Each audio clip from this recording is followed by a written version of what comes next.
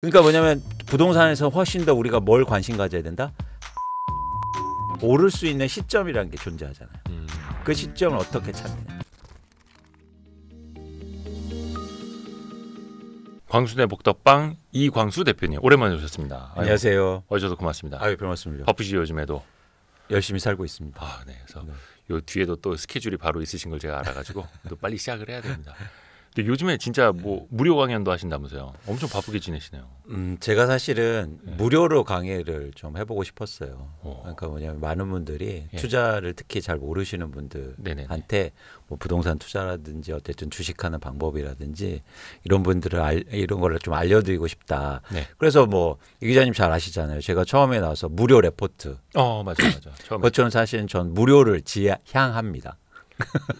그래요? 아니 그 뭐 보시는 분들이야 좋겠습니다만. 그래서 사실 그 무료 레포트는 제가 좀 중지를 해놓은 상태인데 네.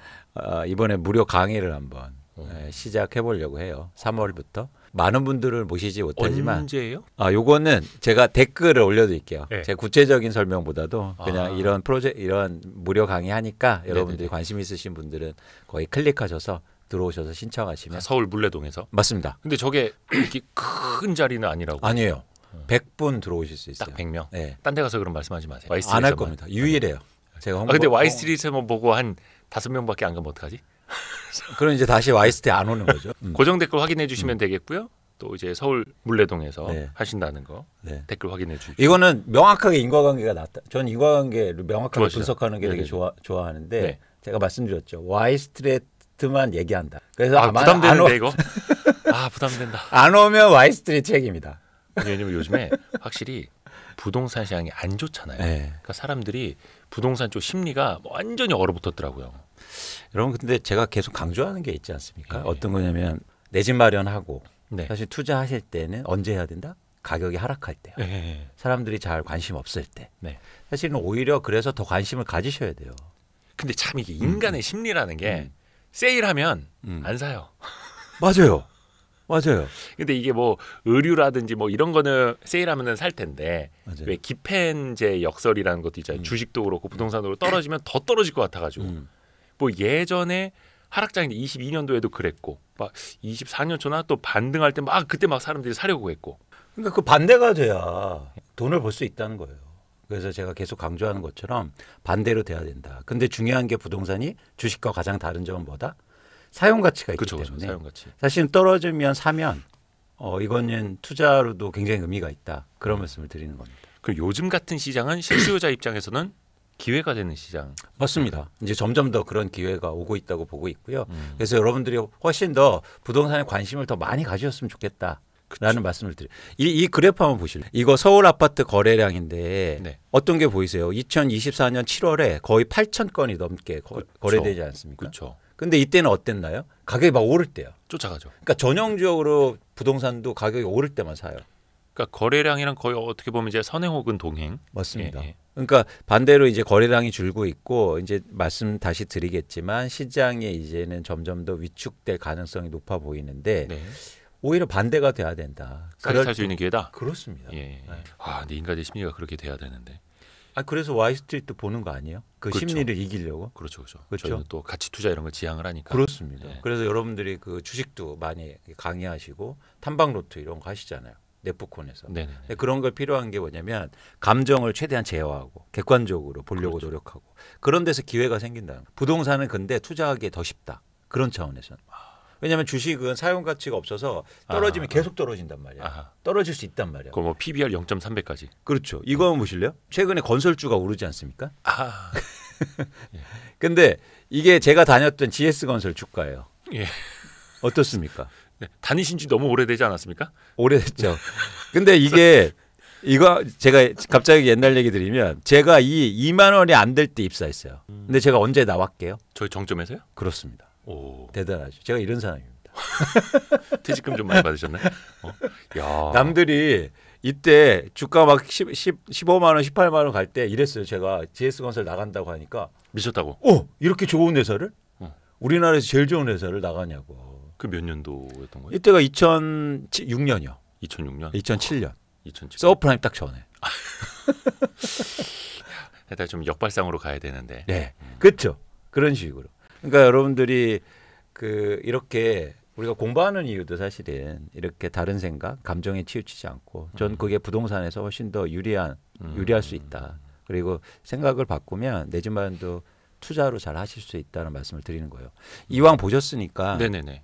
그러니까 한국의 부동산이 왜 어려워졌냐면, 예. 그러니까 한국의 부동산이 지금 투자화돼 있기 때문에 어려워요. 그러니까 지금 많은 사람들이 내 집 마련해서 뭐 내가 살 집을 살면 이렇게 변동성이 크지 않거든요.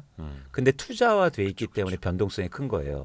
근데 왜 이게 되게 중요하냐면 부동산을 얘기하면서 꼭 많은 사람들이 이런 얘기를 합니다. 인플레이션이나 통화량이 증가해서 부동산 가격은 무조건 오른다는 얘기예요. 네. 그건 뭐냐면 이거 와이즈 부스터처럼 이렇게 사용하는 건 가격이 계속 오를 수 있어요.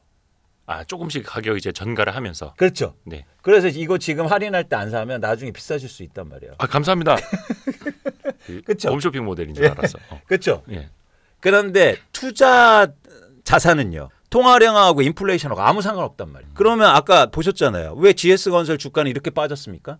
통화량이 증가했는데 이건 뭐냐면 투자 자산이기 때문에 통화량이 아무리 증가해도 가격은 계속 빠질 수 있다는 거예요. 오로지 투자로만 접근하는 것들은 그렇죠. 그래서 한국의 부동산 시장이 투자화돼 있기 때문에 변동성도 크고 가격이 계속 오를 수 없다는 말씀을 드리는 겁니다. 네. 그래서 실사용 가치가 있는 것은 달리 봐야 되는데 거기에 어떨 때는 실사용의 사람들이 더 비중을 두느냐 투자의 가치에 더 비중을 두느냐 이것도 같이 읽어야겠네요. 맞습니다. 그래서 저는 여러분들이 오히려 투자 관점으로 부동산을 보셨으면 좋겠다. 제가 제일 싫어하는 말이요. 무주택자분들한테 이런 말 하는 거예요. 아, 집 없는데 그냥 아무 때나 한 채 사세요. 아니요. 그래서 어떤 결과가 이어졌냐면 이런 결과예요. 이게 뭐냐면 왼쪽부터 볼게요. 네. 노원구 중계그린 아파트. 네. 그다음에 광명주공 3단지. 그다음에 송도. 그다음에 강북구 번동. 네. 동작구 극동. 그리고 마지막에는 판교 보떨마을 1단지 신미주 아파트입니다. 네. 어떤가요? 다 올랐다가 지금 다 빠져 있는 상태예요. 예, 심하게 빠진 데도 있고. 예, 그렇죠. 예를 들어서 이거 보세요. 동작구의 극동 보세요. 거의 13억 정도 갔다가 네. 지금 9억 원이지 않습니까? 그죠? 많이 빠진 거죠. 예. 그러니까 이것처럼 사실 투자로 보면 이렇게 투자 자산처럼 보면 변동성이 읽혀진다는 거예요. 그래서 투자로 보면 여러분들이 부동산 요즘 신문 딱 보세요. 어디 뭐 신고가다 이런 뉴스만 나오죠. 그렇죠. 투자로 보면 그게 의미가 없어요. 하기사 그 주식시장 하락장, 폭락장에서도 상승하는 녀석은 나오니까. 그렇죠. 네. 그러니까 뭐냐면 부동산에서 훨씬 더 우리가 뭘 관심 가져야 된다? 가격이 하락한 거예요. 근데 실사용 가치는 확실히 있는 거. 그렇죠. 그게 투자로 보는 겁니다. 근데 많은 사람들이 막 이 부동산을 인플레이션에다 통화량 무조건 오르는 것만 하니까 그 오르는 것만 얘기해요. 근데 오히려 우리가 더 많이 얘기하고 더 많은 기회가 생기는 건 가격이 하락한 아파트예요. 그러니까 뭐 예를 들어서 40억, 50억 평당 1억, 2억 하면서 막 신고가 찍는 건 그냥 저쪽의 세상이고, 그렇죠. 그건 그들의 세상인 거고, 일반인들 대부분이 이제 내 집 마련도 하고 똘똘한 한 채로 투자도 겸할 수 있는 것들은 완전히 이제 달리 봐야 된다. 그렇죠. 그래서 여러분들이 뭐 오르는 거에 관심 갖는 게 아니라 오히려 가격이 하락한 게 뭐가 있지?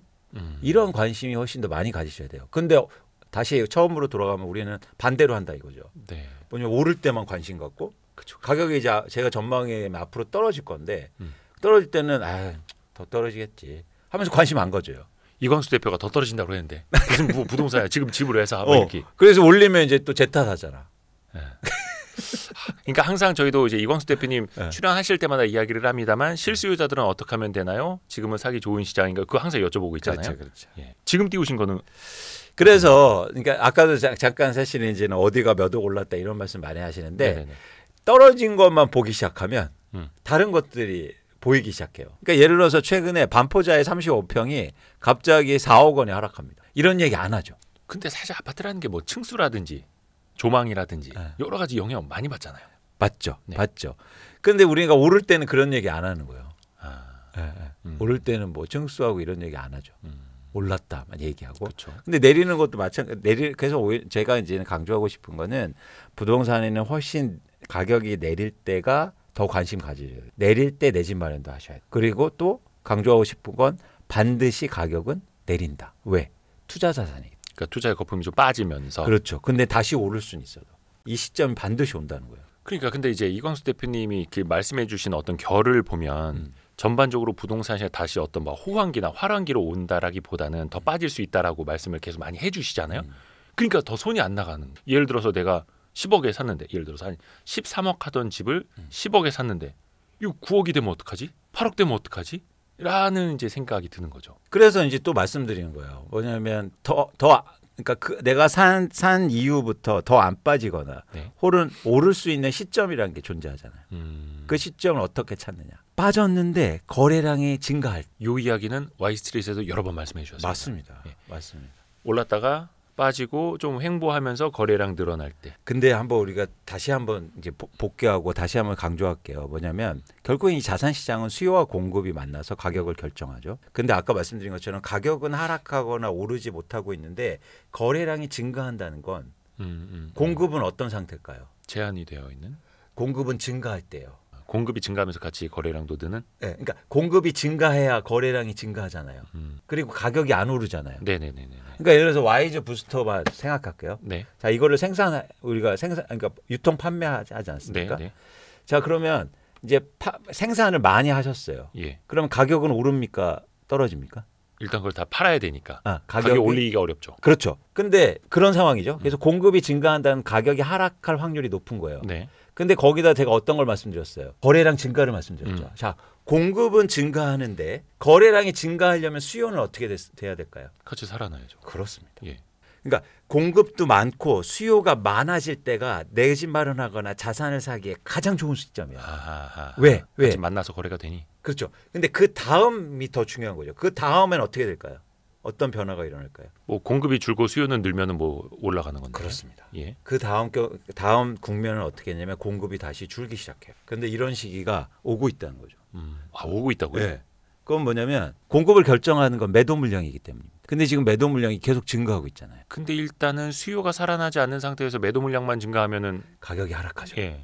근데 가격이 충분히 하락하면 수요가 다시 들어오니까 들어온다. 그때 집 사자는 거예요. 지금은 아직 아니다. 왜냐하면 지금은 공급만 증가하는 시장이니까. 근데 공급이 증가를 해도 수요가 과연 살아날 것인가? 물론 이제 그걸 가격적인 걸로 봐야 하는데 예전에 말씀해 주신 거는 고점에서 한 30% 정도 하락했을 때 그때부터는 좀 수요가 들어온다라고 말씀해 주셨잖아요. 그거는 어디서 경험했냐면 2022년도에서 경험했어요. 30% 하락하니까 수요가 들어와서 집을 샀다는 거예요. 10억짜리 집이 7억 되니까. 그렇죠. 그래서 그런 시점을 보는데 아까 이제 저희가 이제 하락한 집들 보여드렸잖아요. 네. 자, 예를 들어서 지금 여러분들이 노원구의 중개그린에 관심이 있습니다. 이 아파트가 7억 원에서 거의 5억 원으로 하락했어요. 그렇죠. 예. 그러면 30% 하락한 거잖아요. 예. 그러면 지금 사야 됩니까 말아야 됩니까? 이런 의사결정을 해야 되잖아요. 거래량 봐야 돼요. 그렇습니다. 거래량이 어때요? 별로 안 늘었는데. 안 늘었죠. 예. 빠져도 거래량이 안 된다는 거 어떤 말이에요? 더 하락할 가능성이 있다는 거예요. 더하기 예. 오르기는 힘들겠다. 그러면 지금 집을 이 중개그린을 볼 이유가 없는 거죠. 근데 계속 보는 거죠. 똑같습니다. 예를 들어서 이제 광명시가 재건축 때문에 엄청 떴거든요. 네네네. 근데 마찬가지로 주공 3단지 같은 경우에 막 떠서 7억 원까지 거래가 됐어. 근데 거의 4억 원으로 지금 빠지지 않습니까? 똑같이. 근데 자, 이거는 거의 40% 빠졌잖아요. 예. 그럼 이거 사야 됩니까 말아야 됩니까? 저기 거래량을 봐야 되는 거예요. 느는 거예요, 많은 거예요. 너무 지금은 이제 안 늘고 있죠 아직. 네, 의미 있게. 이제 거래량이 증가하는 구간이면 사야죠. 근데 이제 부동산이라는 게 주식처럼 거래량이 수수수수수 늘어나는 게 아니라 어떤 한두 건이 빵빵 되면서 가격 튀어버리고 그 다음에 거래량이 생기는 경우도 있잖아요. 그런데 예. 이제 최근에는 그랬는데 이게 진짜 그런 근본적인 변화가 일어나면 추세적으로 증가하는 구간이 나옵니다. 추세적으로. 네. 그게 언제였냐면 2012년, 13년도였어요. 12년, 13년. 네. 그러니까 우리나라 집값이 정확히 바닥이었어요. 예. 그러니까 그런 현상이 앞으로 분명히 나옵니다. 그러면 그 신호는 이제 뭐 가격하고 거래량을 보면 되는데 결국은 그 거래량을 움직이는 무엇인가가 생긴다. 근데 그때부터 이제 수요가 들어온다라는 건데 그렇죠. 그게 일종의 정책이 될 수도 있는 거잖아요. 예를 들어서 24년 초부터는 뭐 특례 대출 같은 게 또 많이 일어났고 그러면서 집을 안 사던 사람들 또 30대도 많이 들어오면서 바닥은 만들어졌고 또 그런 게 될 수 있을까요? 그럴 수는 있는데 그 정책으로 만들어낸 시장은 되게 짧아요. 그러니까 근본적인 변화, 이 시장의 변화를 일으키는 건 결국 가격이에요. 가격이 충분히 하락하면 그럼 수요가 들어오게 돼 있거든요. 예, 예. 근데 지금은 이런 현상을 볼 때는 수요가 충분하지 않은 시장이에요. 그런데 예를 들어서 아까 말씀하셨듯이 왜 강남의 아파트는 오를까요? 거기는 뭐 항상 수요가 있고. 아니요. 아니요. 공급이 없기 때문이요. 어떤 공급이냐면 파는 사람이 없어요.